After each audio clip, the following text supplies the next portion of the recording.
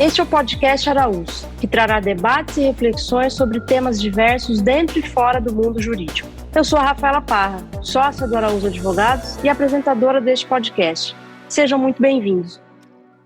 Olá a todos, estamos de volta para o nosso podcast direto de São Paulo, hoje com um convidado muito especial do agronegócio, Renato Serafim. Muito obrigada pela tua presença. O Renato, que é engenheiro agrônomo, tem uma experiência de mais de 26 anos no agronegócio. Vai ser um prazer conversar com você sobre temas do agro, temas de marketing aplicado ao agro. Então, muito obrigada pela tua presença, Renato. Legal, Rafaela. Eu que agradeço essa participação aqui, essa presença, né?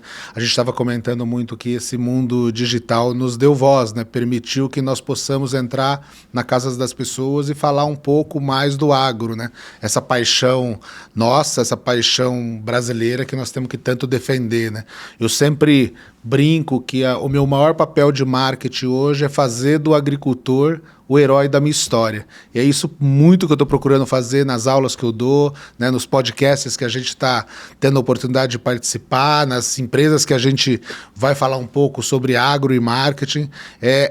Como que a gente pode ajudar esse herói nacional a ser mais bem reconhecido pela nossa sociedade, né? Eu sempre falo, eu tenho um puta inveja do americano, né? Você vai em qualquer estado dos Estados Unidos, tem uma idolatria pelo agricultor, né? Tem uma idolatria pelo papel dele, pelo jeito dele, pelo que ele faz. O americano, ele é mais patriota também, né, Renato? Eu acho que isso vale, né? Influencia um pouco, né? Eu sempre digo, né? Nós somos 1% da população de agricultores, né? Nós temos mais ou menos 2 milhões de agricultores no Brasil, famílias, que alimentam os outros 99%, né, da população. E eu acredito que a sociedade tem que conhecer um pouco mais os riscos, os desafios, né, o trabalho desse profissional, desse cara, para entregar a riqueza que nós somos, a potência que nós somos no mundo, graças a ele, né? Então, hoje o Brasil, nós não somos o maior produtor de alimentos, mas nós somos o maior exportador de alimentos. Isso quer dizer que a gente alimenta grande parte da população, não só brasileira, como mundial, né? Tem um estudo da Embrapa que diz que nós alimentamos quase 1 bilhão de pessoas ao redor do globo. É um número bastante expressivo, né? Um em cada 4 pratos vem do Brasil, né? Não, e você tocou num assunto muito interessante sobre essa imagem do agronegócio, sobre a transição, a gente conversava antes aqui, sobre a transição da figura do produtor rural de uma forma um pouco campesina, um pouco mais rude, de certa forma, para algo mais empresarial, algo mais estruturado. E você tem uma experiência, Renato, muito grande no agronegócio, já são 26 anos de estrada, então você conhece as empresas do antes, do dentro, do depois da porteira, em vários aspectos, tamanhos. Existe uma diferença? Qual que é a maior similaridade, a maior diferença entre as empresas no agro, segundo o seu segmento e o seu tamanho? Você já trabalhou com empresas muito pequenas e com empresas multinacionais. Então, o que você enxerga aí de diferenças e de aproximação entre elas? Legal, Rafaela. Essa é uma pergunta muito legal, né? Porque a gente olha o Brasil e nós temos uma diversificação de tamanho de agricultores, de cultivos muito grande. Por isso que no Brasil dificilmente ocorrerá o que aconteceu no mercado americano, que a concentração foi muito grande, né? Nos Estados Unidos, 7 distribuidores representam 70% do negócio americano. Uhum. Aqui no Brasil vai ser difícil por causa dessa diversificação, porque você tem um Brasil do Cerrado, que são agricultores grandes, são agricultores com média aí maiores que 5, 6 mil hectares. Você tem um agricultor do Sul, que é um agricultor de menor tamanho, que tem a tradição cooperativista, e você tem um agricultor de cana-de-açúcar que fica no meio ali, que é um mescla, né, de fornecedores e indústria. E tem o cafeicultor, toda a parte do Nordeste, que tem um grande potencial agrícola. Então, entender essas diversificações do Brasil é o grande desafio para nós, né, de empresa e de marketing. E eu vejo assim que as pessoas, nós temos muito uma coisa que nenhum lugar do mundo tem. O agricultor brasileiro está ficando cada vez mais jovem. Ao contrário dos Estados Unidos, da Europa, onde a população brasileira, a população que trabalha no campo está ficando mais velha, né? É só você assistir uma série que passa, acho que na Prime ou na Amazon, que é Clark's Farm, é um agricultor inglês, que ele conta muito disso, e você vê os pares dele nos eventos, é uma população envelhecida. No Brasil, não. A segunda geração, a terceira geração estão tomando conta do negócio. E isso dá para nós uma coisa muito diferente dos outros, que é a inovação. O jovem, ele toma mais risco, o jovem inova mais. Não à toa a gente tem tanta agtech aqui no Brasil promovendo essas soluções. E isso, para nós, é o grande diferencial que eu vejo da agricultura brasileira para a agricultura do resto do mundo. Essa jovialidade, essa transformação do jovem, essa mudança que a gente estava falando, né, daquele campesino do Jeca Tatu, né, da figura do Jeca Tatu, para um cara que é empresário, para um cara que tem sucesso, para um cara que é admirado pela sociedade. Às vezes eu acho que o brasileiro, ele não gosta muito de idolatrar os seus ídolos, né? Parece que no Brasil ter sucesso, parece que no Brasil ser rico, parece que no Brasil ser bem-sucedido é um crime. E não à toa acontece isso muito com o agricultor, né? O 1% da população dos agricultores, dificilmente você vê um agricultor que é classe D, classe E, né? Um agricultor que no mínimo que ele tenha uma pequena terra, ele já é um cara de classe mais abastada. E ele já tem oportunidades, né? Seja com contratos de integração, no setor avícola ou suinocultura. Então, você vê que existe o mercado empurrando esse produtor rural que é menor também, para que ele possa aderir a tecnologias, que ele possa se integrar através de cooperativas. Sim. Então, ele tem o seu lugar também dentro da cadeia do agronegócio, né? Acho que isso é importante frisar. Então, e esse papel do cooperativismo, né? Esse papel da própria distribuição de insumos, de levar a tecnologia, de ajudar o agricultor a pensar um pouco fora da porteira, né? Aquele negócio do antes, o dentro, depois da porteira. O agricultor é muito bom dentro da porteira. Mas as empresas têm que ajudar ele a se posicionar melhor, né, na compra de insumos, no planejamento de safra, que é o antes, e ajudar muito no depois, né? Eu sempre falo que o agricultor, ele tem 4 desafios básicos, né? O primeiro desafio dele é produtividade. Ele tem que produzir mais no espaço que ele tem. O segundo é como produzir mais tendo rentabilidade. Então, ele tem que pensar na redução de ele não é formador de preço, né, Renato? E ele não é formador de preço, ele é um refém do mercado. O terceiro que ele tem que fazer é assegurar a comercialização. Então, ele plantou, ele produziu, ele tem que vender para alguém. E o quarto, que para mim é o mais importante, é como ele reduzir riscos, né? O agricultor brasileiro não é um sujeito como o americano que faz seguro de tudo.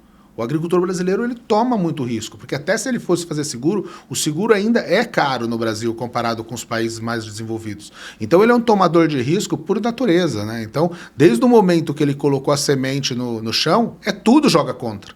Nada joga a favor. Então, é o clima, é praga, é doença. Então, ele é esse tomador de risco e ele tem que manejar bem esse risco. E as empresas que entenderem isso, né, que nem vocês são especializados também no agro, entender em ajudar ele, principalmente, né, a uma comercialização mais segura, né, graças aos nossos aspectos, né, de ter uma CPR, de ter barter, de assegurar essa comercialização, ajudou muito ele a sair desse amadorismo que tínhamos aí quando eu comecei a entrar no agronegócio, né?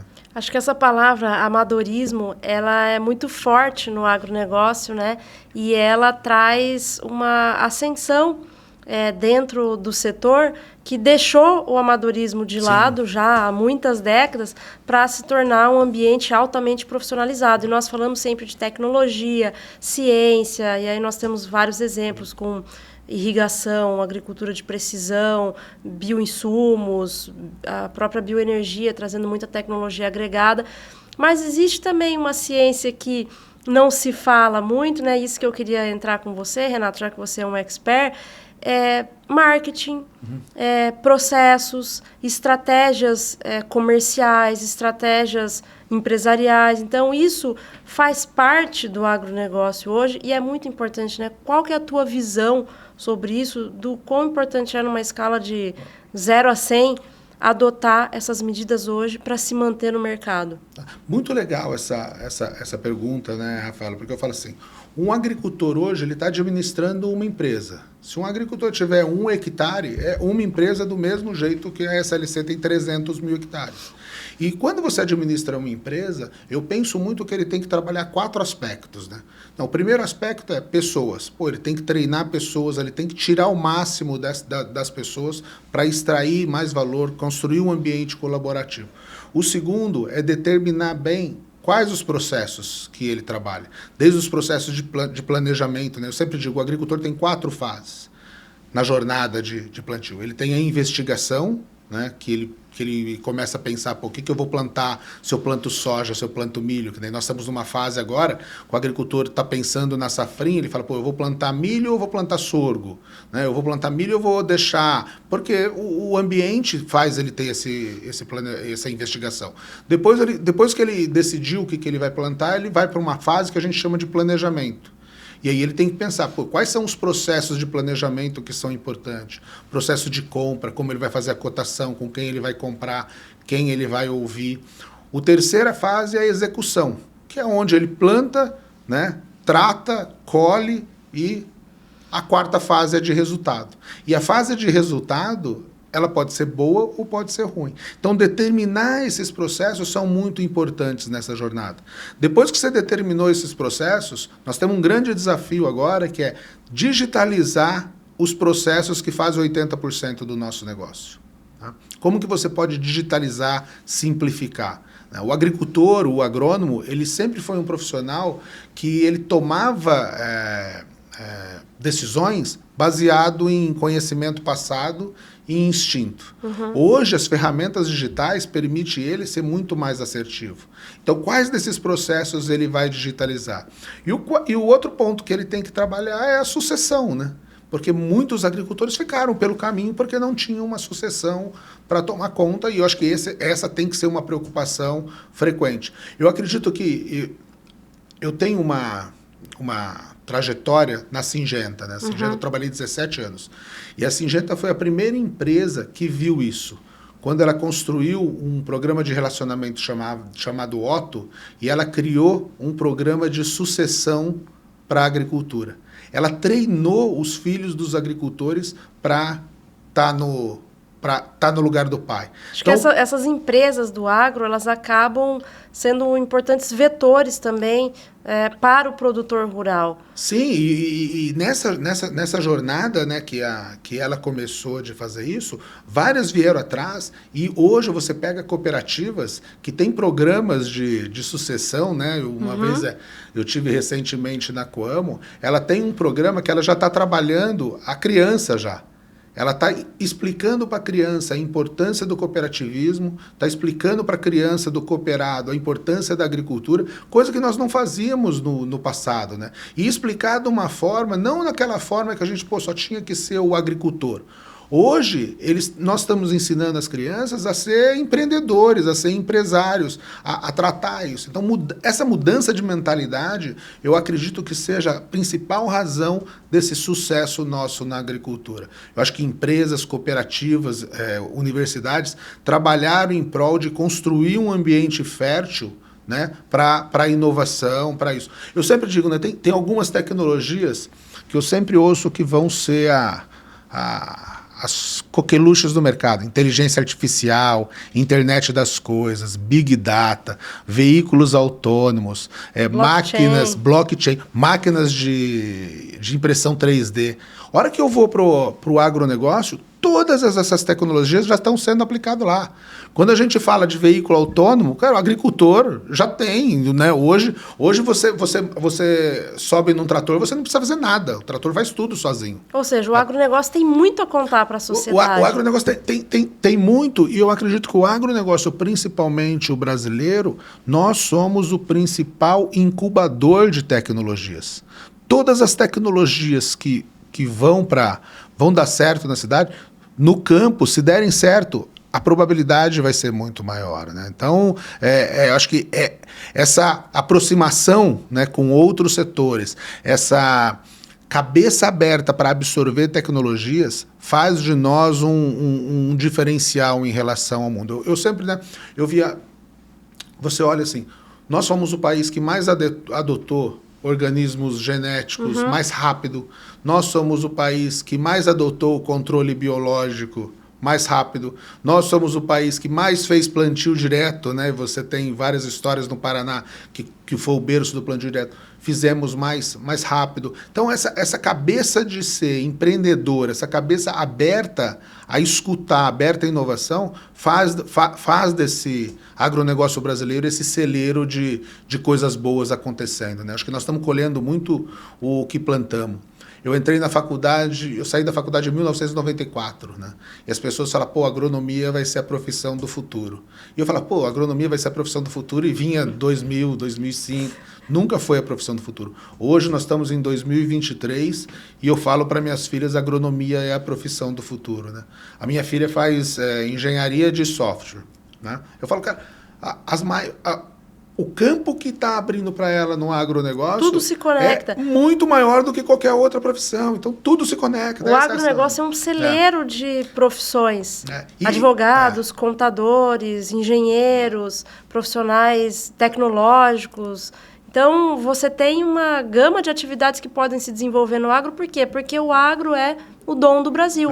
Então, nós temos um setor muito importante economicamente para o país, com uma inserção muito grande no PIB, na balança comercial, na geração de empregos, e nós precisamos, então, talvez melhorar um pouco a comunicação do agro para a sociedade, porque é uma coisa muito interessante o que o agro faz e ainda pode fazer pelo Brasil. Legal isso, né, Rafael? Porque eu falo assim, eu vim para o agronegócio, para a agronomia, eu vim meio por acaso, né?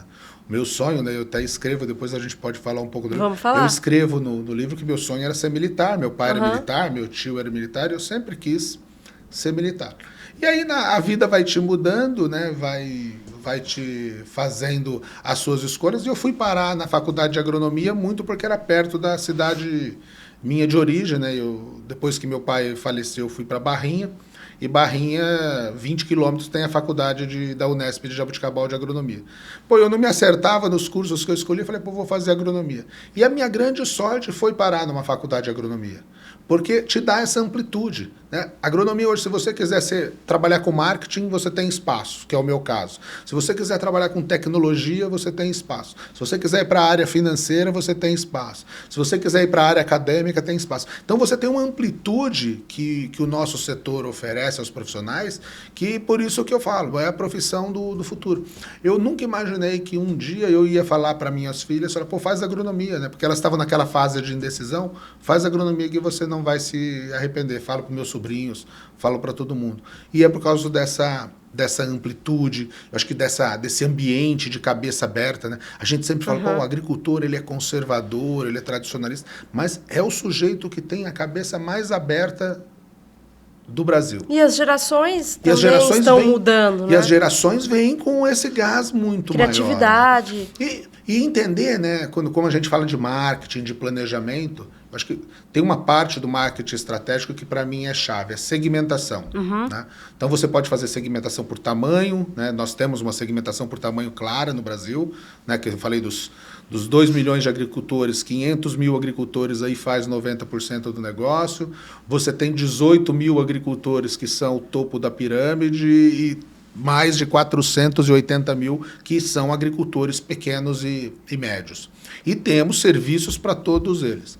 E uma das coisas que eu gosto de segmentação é muito segmentação de comportamento, né? E quando a gente olha para o agricultor, você tem 4 tipos de agricultores. Você tem aquele agricultor que ele gosta de inovação, gosta de marca, ele gosta de ser o primeiro a adotar, ele é aquele cara que gosta da máquina John Deere, ele é o cara que gosta da caminhonete Hilux, da Toyota, ele se identifica muito com marca, ele se identifica com inovação. Aí você tem um grupo de agricultor que gosta de conveniência. É aquele agricultor que, se você oferecer da semente até assistência jurídica para ele, ele vai fechar negócio para você. Porque ele quer um cara que resolve todos os problemas. Tem um terceiro grupo de agricultores que gosta de relacionamento. Então, se a Rafaela atender ele, a Rafaela trabalha na Arauz hoje, mas se ela mudar para outro escritório de advocacia, ele vai com a Rafaela, porque o relacionamento dele não é com a empresa, o relacionamento dele é com você. E tem o quarto, que é custo, que é preço. Aquele cara, ele pensa, ele vai comprar o mais barato, ele vai adotar o produto genérico, ele vai copiar o que os outros fazem, mas pensando no custo. Então, para nós, cabe muito entender essa segmentação. E às vezes tem uma mescla disso tudo, né, Renato? Tem uma mescla e depende muito de cultura, depende muito da região. Na média, em todos os estudos que eu fiz, é mais ou menos 25% dos agricultores são de cada um desses segmentos. Eu falo, pô, o cara de café, ele pensa um pouquinho, como ele é mais tradicionalista, um cara mais conservador, eu acho que ele tende mais para o relacionamento. Mas a hora que você vai ver toda a cultura, todo o tamanho, os segmentos por comportamento se equivalem. E aí vale muito para a empresa, né, o que você quer ser para o agricultor. Porque eu vejo hoje muito, quando você faz um planejamento, você quer atender todos os seus 4 perfis da mesma maneira. E quando você quer ser tudo para todos, você não é nada para ninguém, né? Então você tem que focar no seu público, você tem que fazer desse cara o inspirador do outros segmentos. Então essa parte de marketing é muito legal. Por isso que nós temos um grande desafio, né? Como você sabe, trabalhar no agronegócio, a gente tem um grande desafio de nos comunicar melhor, né? Então, várias iniciativas, várias ações são feitas, mas a gente tem esse problema. Eu acho que o principal problema nosso é um pouco de como a gente pode popularizar a nossa mensagem, né? Eu acredito que muito os cantores sertanejos, o futebol, né? Esses, como a gente fala, né? Você tem influenciadores hoje que são dos centros urbanos. Um influenciador, ele tem 10 vezes mais seguidores do que se a gente juntar todos os influenciadores do agro. Então, uma mensagem desse cara é muito forte. Só que nós não podemos ver esse cara como o inimigo. Não, e o agro, ele precisa ter uma mensagem única. Nós temos várias empresas, as ofertantes de insumos, máquinas, o próprio produtor rural, distribuição, logística, transporte. Então, você tem um pool de players dentro do agronegócio muito grande, mas a compreensão de que o produtor rural é o elo central que conecta todas essas atividades é bem importante. Apesar da geração de riqueza, digamos assim, do PIB estar mais concentrado no antes e no depois da porteira, o produtor rural é o elo principal que conecta tudo isso. Então, conseguirmos colocar todo mundo na mesma mesa, olhar para contratos, para custos de transação, para o que um quer, o que o outro precisa. Então, isso é muito interessante. Você estava comentando sobre a profissão do engenheiro agrônomo. No direito também abre-se um flanco enorme para o direito aplicado ao agronegócio. O escritório já trabalha com isso há 23 anos. Eu, desde que me formei, também trabalho com o agronegócio. E isso nós vemos a evolução do agro, atendendo as cooperativas, atendendo as agroindústrias, de como esse agro tem se sofisticado através de tecnologia, de ferramentas aplicadas ao seu dia a dia, olhar para colaboradores, o ESG é um tema muito importante. Agora nós temos feito alguns trabalhos com os nossos clientes. Então, isso é muito interessante. Eu me lembro, você falou que na época de escolher a profissão, ficou pensando, não sei o que eu faço, e eu também passei por isso. Eu me inscrevi para a faculdade de jornalismo, depois pensei em fazer relações públicas, marketing, e aí, no fim das contas, eu falei, vou fazer direito, porque eu estava ali naquela dúvida cruel. Falei, não, eu vou fazer direito, e me apaixonei pelo curso. E eu já gostava muito do agro, porque minha família era do agro, a gente comentava sobre isso.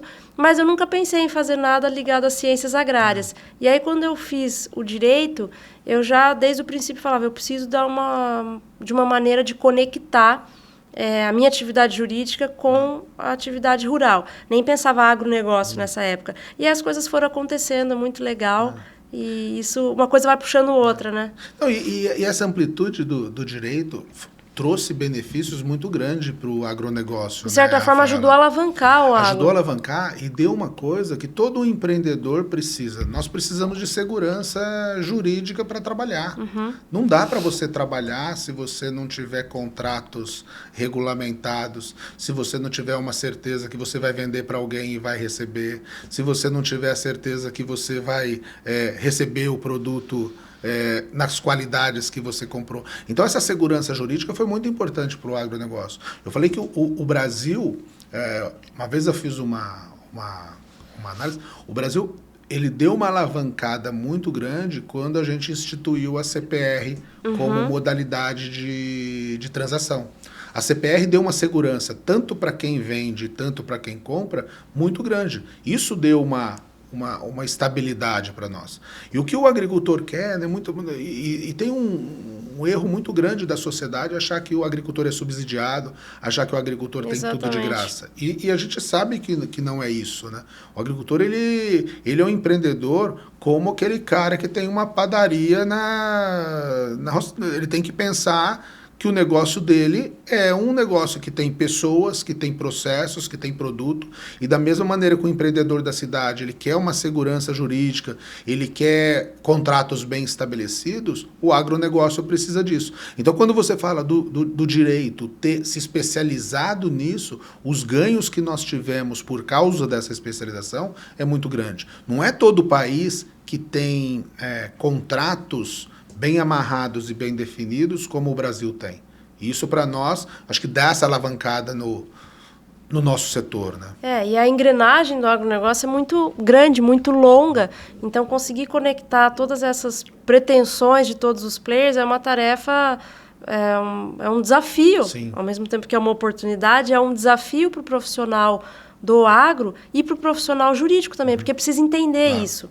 Então, acho que esse é o ponto principal, compreender o agronegócio para conseguir auxiliar o agronegócio em segurança jurídica. Sim. Renato, eu queria aproveitar aqui, eu trouxe um exemplar do teu livro, muito obrigado. Que você autografou para mim, muito obrigada, Estratégia e Fé. E quando eu já acompanhava o teu trabalho, né, a gente conversava desde que você foi CEO da AgroSem, minha terra natal, Londrina, e te acompanhava no LinkedIn, e aí quando eu vi sobre o lançamento do livro, eu falei, nossa, que legal, estratégia e fé, porque são duas coisas super importantes, eu tenho muita fé, e eu acredito que a estratégia é o ponto central para nós conseguirmos avançar, seja no direito, seja na administração de empresas. E aí quando você juntou essas informações no livro e contou para a gente um pouco da tua história, do teu ano sabático, das tuas idas e vindas nas empresas do agro, eu achei muito interessante. Eu queria que você comentasse um pouco conosco como que você alia a fé às tuas estratégias dentro do agronegócio e como isso é importante. É muito legal essa história, né, Rafael? Porque falam que o homem, né, a mulher tem que fazer 3 coisas na vida, né? Nós temos que plantar árvores, nós temos que fazer filhos e nós temos que escrever um livro. Eu já tinha plantado várias árvores, eu tenho 2 filhas, mas o livro nunca tinha passado pela minha cabeça. E no ano sabático eu aproveitei para fazer uma jornada que tem no Brasil aqui, que é um caminho que sai de Águas da Prata até Aparecida, que chama Caminho da Fé. E esse foi um caminho muito inspirado no caminho de Santiago de Compostela, né? Esse caminho já tem mais de 30 anos no Brasil. E como eu morei em São João da Boa Vista, da tua terra natal, né? E como eu morei em São João da Boa Vista, Tambaú, vi esse caminho, falei, um dia eu vou agradecer tudo que eu tenho, né? Tudo que Deus me proporcionou, e eu vou fazer esse caminho.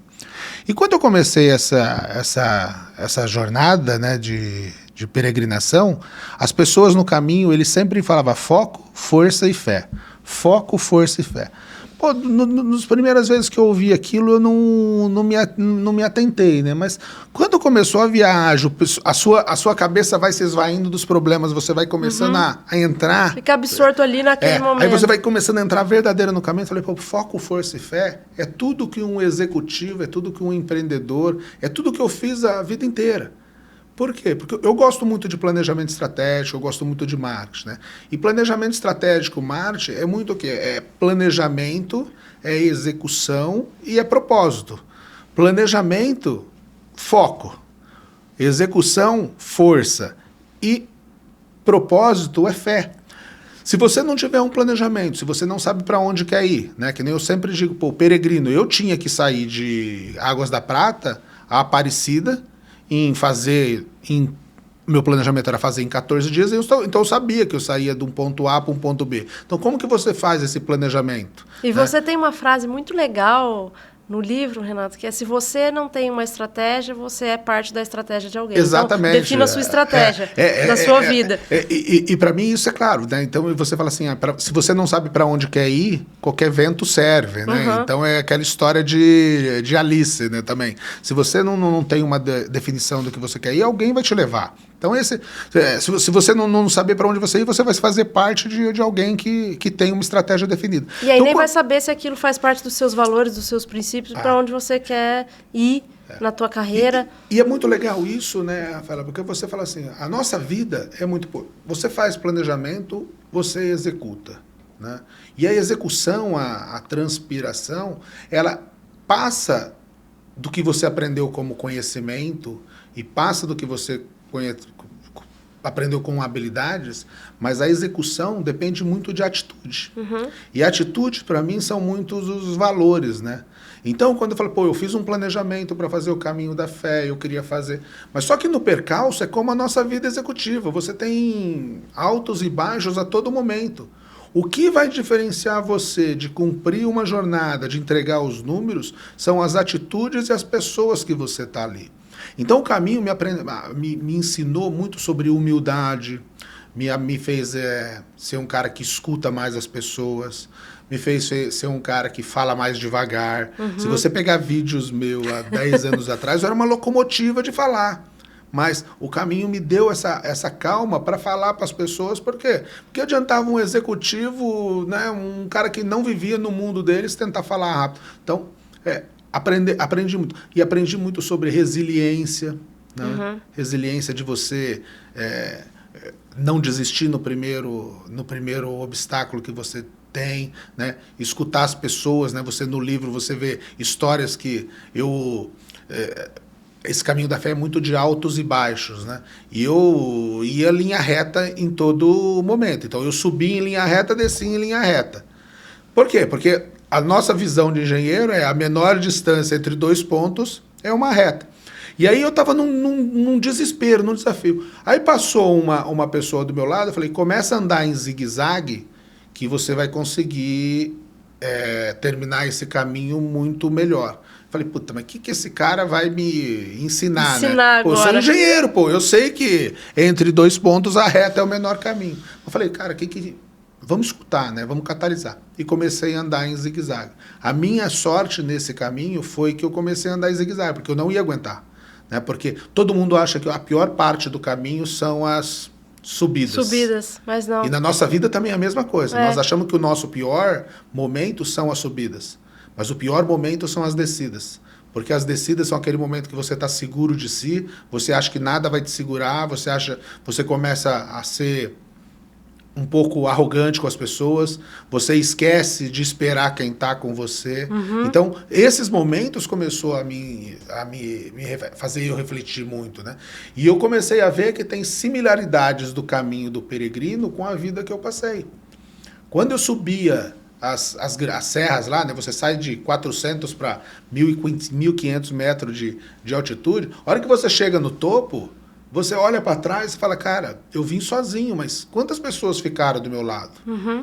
Eu passei a vida inteira trabalhando para chegar no topo, correndo. Chegava, não tinha final de semana, não tinha uma conversa com a esposa, não tinha uma conversa com a filha. Tá bom, cheguei no topo. A hora que eu vi, elas estavam lá embaixo, me esperando.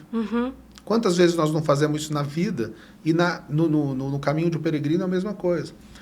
Você olhava aquelas linhas retas, né? Você passa as linhas retas, e na nossa vida tem as linhas retas. Mas o que eu fazia com a minha linha reta? Chegava final de semana, eu já estava pensando na próxima subida e na próxima descida. Elas ficam enfadonhas.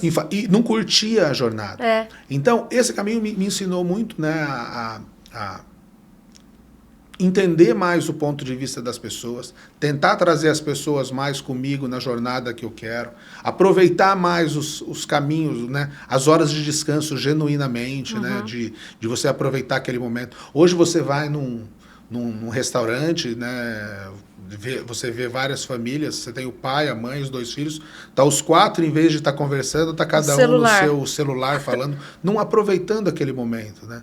Você está preocupado de tirar foto do prato muito mais para as outras pessoas do que para você mesmo, vai comer aquele momento. Então, esse livro mudou muito o meu jeito de pensar, né, Rafaela? E fala assim, o jeito de pensar mudou por causa dessa simplicidade, dessa execução e principalmente da fé, porque a fé eu falo muito com propósito, né? Independente da religião que você tenha, é você acreditar no que você é capaz. Né? Como executivo, eu sempre digo, né? Eu tenho o papel do CEO, o papel de um cara de marketing, é fazer as pessoas sonharem o sonho dele. Então, se você não tiver um propósito forte, se você não tiver valores bem definidos, ninguém vai com você. Você não consegue imprimir a cultura. Você não imprime a cultura. E hoje, né, Rafaela, acabou aquele tempo que o líder, ele domina pelo chicote. É aquele cara, não, eu quero tudo isso do meu jeito, o cara centralizador, o cara que não escuta, o cara que não catalisa. Acabou esse líder. Líder colaborativo, porque que ajuda. Na primeira oportunidade que você tem, você vai deixar esse líder, você não vai seguir ele. Ele pode te manter lá enquanto você precisar dele. Mas a partir do momento que você não precisar dele, ele vai te abandonar. Então, o papel nosso como líder é, através de valores, né, através de você ter um senso em comum, falar, cara, nós vamos conseguir fazer isso. Mas eu não vou conseguir fazer isso sozinho. Nenhum líder, por melhor que seja, consegue dar um turnaround numa empresa porque ele é o bom. Ele tem que muito mais depender das pessoas do que dele. Quando eu trabalhei como CEO em Londrina, né, eu trabalhei lá na Avenida Tiradentes, e aí a minha filha me perguntou um dia, pai, o que o senhor faz, né, como CEO? Eu falei, pô, filha, eu vou lá, trabalho com as pessoas, né, a gente tenta fazer planos de ir junto, eu vou na loja, vejo como estão as lojas, se o agricultor está sendo bem recebido, converso com os agricultores para ver como eu falo. Então, pai, o senhor é um assistente geral, né? Eu falei, não, eu sou um assistente geral. E o papel do líder é esse, o papel do líder ele é ser um assistente geral. O papel do líder é ouvir e catalisar o que as pessoas estão pensando para transformar aquilo em algo maior. E o livro e a jornada da fé me ensinou muito, porque teve momentos lá que se eu não acreditasse, né, que eu era capaz, se eu não acreditasse que tinha uma força maior me esperando, né, eu sou muito devoto de Nossa Senhora Aparecida, que aquilo era um agradecimento e não uma promessa, eu teria sucumbido. E na nossa vida de executivo é a mesma coisa. Quantas vezes a gente faz planos que os planos não são do jeito que você quer, e aí você quer destruir os planos, você não sabe para onde quer ir. Então, essas analogias, Rafaela, me ajudou muito a inclusive a pensar no meu momento, né, de hoje, né, no momento que eu estou fazendo. Então, eu saí muito desse caminho com o propósito de ser genuíno, né, de falar assim, pô, eu quero fazer do agricultor o herói da minha história. Para eu fazer do agricultor o herói da minha história, eu tenho que começar a contar as histórias desse agricultor para a sociedade e eu tenho que compartilhar o que eu aprendi com as pessoas. Então são essas 3 coisas que me motivam hoje e o livro me deu essa oportunidade. Foram 14 dias, né? Esse livro eu lancei em 2022, né? 22. Eu fiz o caminho em 21, 22 eu lancei ele. Não coloquei em editora nenhuma, né? Eu fiz com os meus recursos, todo o lucro dele vai para uma associação que trabalha pela beatificação do Padre Donizete, que fica em Tambaú, né? Ele é beato já.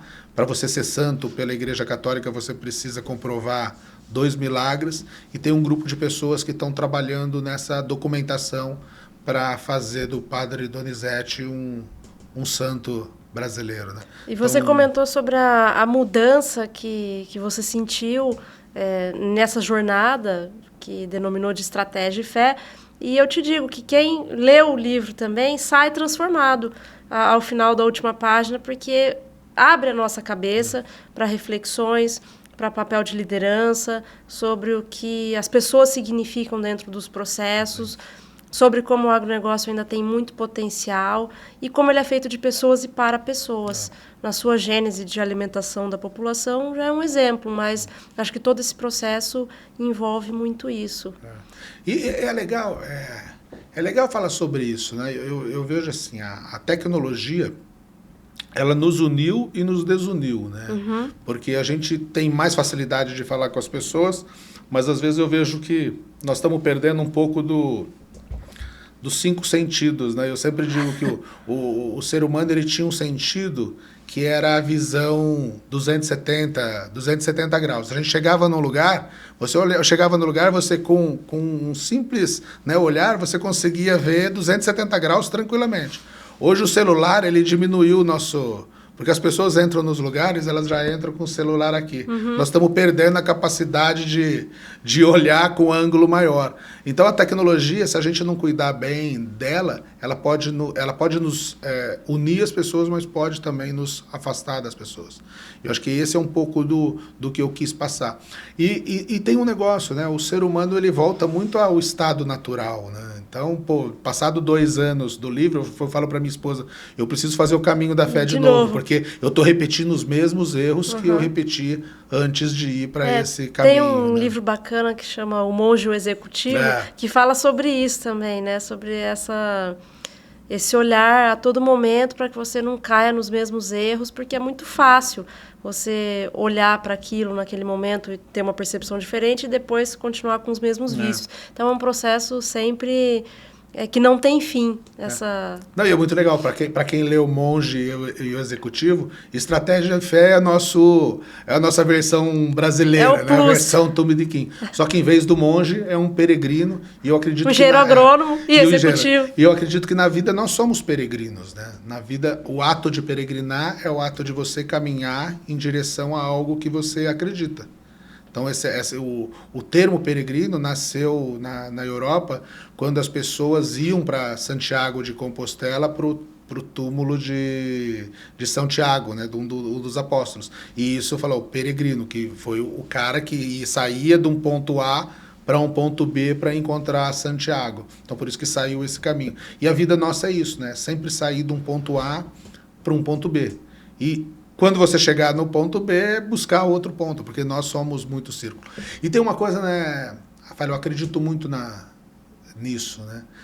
A nossa vida é muito parecida com o ciclo do agricultor, né? O agricultor hoje ele planta soja, depois da soja ele planta milho, depois do milho ele pode colocar um gado, pode colocar uma outra cultura ou deixar no pousio, mas ele volta a plantar soja. Uhum. Então, nós somos muito assim, né? O que nós fazemos, o que nós plantamos, nós colhemos, e sempre cuidado, porque o mundo é redondo, né? Cuidado com as coisas que você faz para as pessoas, cuidado com o mal que você deseja, porque em algum momento... Cabe a nós termos um ciclo virtuoso, ter as ferramentas para criar um ciclo virtuoso. Exatamente. Não, né? Eu acho que...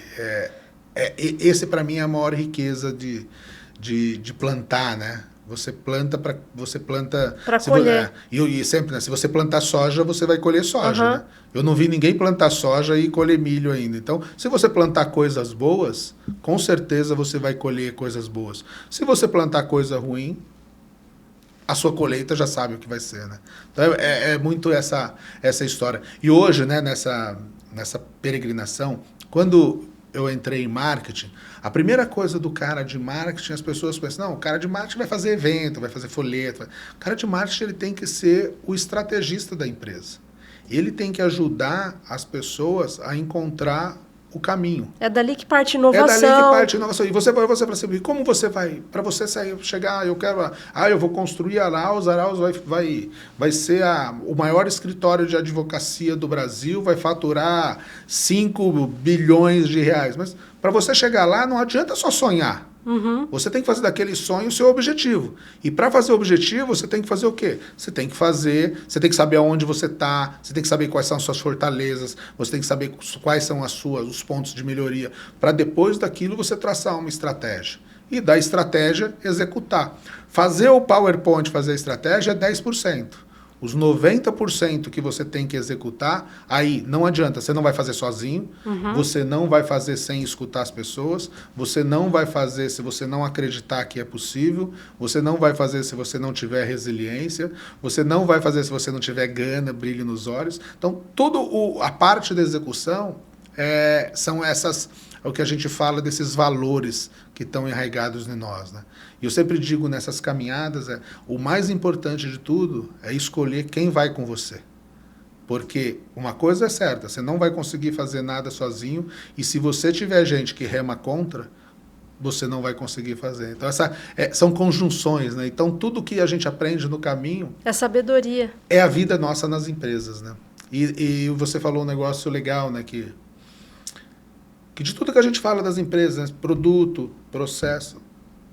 Hoje nós estamos chegando num momento que as empresas são as pessoas. As pessoas fazem a diferença.